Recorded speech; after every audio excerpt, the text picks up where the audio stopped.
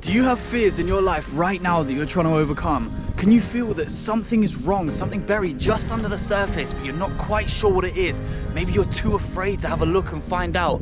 Or have you knowingly repressed some fears that are just too hard to face? Then keep watching, because this video is for you. I'm Nick, and the purpose of this video is to point something very, very important out to you. Something about fear, something that you might not know already. Plus, if you stay tuned until the end, I'm going to give you 3 practical tips that's going to make facing your fears a lot easier and a lot more productive. So what I wanted to point out here is that whatever you leave in the darkness of your mind only has room to grow and take control of you without you even realizing. If you push fears down, if you hide from things, if you suppress them, they will only grow and they will only take control of your behavior and your thinking, probably without you even realizing. How many of your behaviors are driven by this subconscious fear?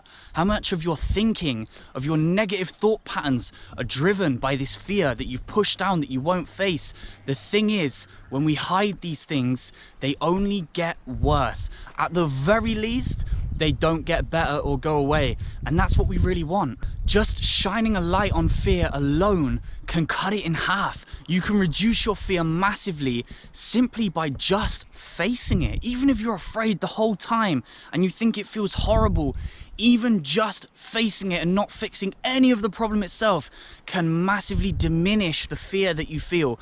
Because once you faced it, you've proved to yourself that you can do that. You now know what's buried here, what I've been hiding from for all this time. I just faced it, I just felt it, and I'm still here, and I'm still okay. It's very important that we face our fears. We need to shine a light on the dark parts of our mind, because this gives us back control then. Once we face these fears, we can begin to solve them, to rewire our subconscious, to eliminate these destructive patterns of thoughts and behaviors that come from these fears that we've buried.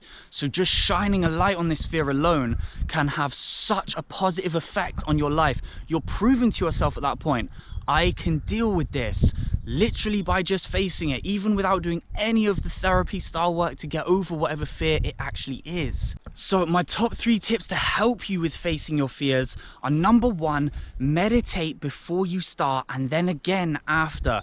You need to get yourself nice and emotionally grounded and emotionally sober, going into this from a higher place of peace, ready to parent your mind from that stable, grounded, emotional position. You can even journal with this as well. You can get that fear that you discovered out on paper, and that can help you to face up to it even more, which will obviously diminish it even further. My next tip would be to do this with someone. Do it with someone you love. Do it with a therapist, ideally. This is difficult stuff. This is really difficult stuff. If you've got big traumas in your past, I would not recommend doing this on your own. You can, it's totally up to you. If you think you're strong enough, go for it. But look, this can be really, really difficult. So don't be afraid to ask for help. Don't be afraid to ask for professional help. It doesn't mean there's anything wrong with you. It just means you're playing it safe, and there is nothing wrong with that. And my last tip would be to get mindful with the fear the whole time during this process. And what I mean by that is you begin to neutrally, non-judgmentally observe the effect that the fear is having on you. So what you can do is just observe it as far as physical sensations in the body goes, because that's really all emotions are. They're just sensations in your body. So what you do, to put it simply, is you just start your sentence with, I noticed that ...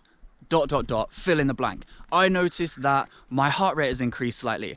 I noticed that there's sweat on my palms. I noticed that there's a tingling feeling in my chest. Get as specific as you can. Don't judge it. Don't use the words good or bad. Don't use the words hurt or pain. Nothing like that. No judgments at all. Just neutral, mindful observation of these physical sensations in your body. That's all emotions are. So if we can deal with that, if we can deal with the physical sensations, then we can face any fear. That's all fear ever is a physical sensation. So getting mindful with this can take away what's called secondary suffering, and that's what we do to ourselves with the thoughts that come about when we're in a state of fear or when we're in a state of pain. So the fear itself, the physical sensations in the body, we can deal with that. But then what we do is we worry. We go, well, what if, and what about this, and what about that, and oh my God, what about this, which is going to make it 10 times worse. And we just fuel the fire ourselves with our thoughts, with our minds. So being mindful and neutrally observing the physical sensations of this emotion eliminates secondary suffering. So it's going to make this whole process a lot easier for you. So shine a light on the dark parts of your mind. Face up to your fears. You can do it. You're strong. You're bigger and badder than fear. It's just a physical sensation. You can do this. Take back control of your inner world. Do it in a safe way. Get therapy if you can. Do it in a way that's right for you. And as always, please hit subscribe, hit the notification bell, and stay tuned for new videos every Friday and every Sunday.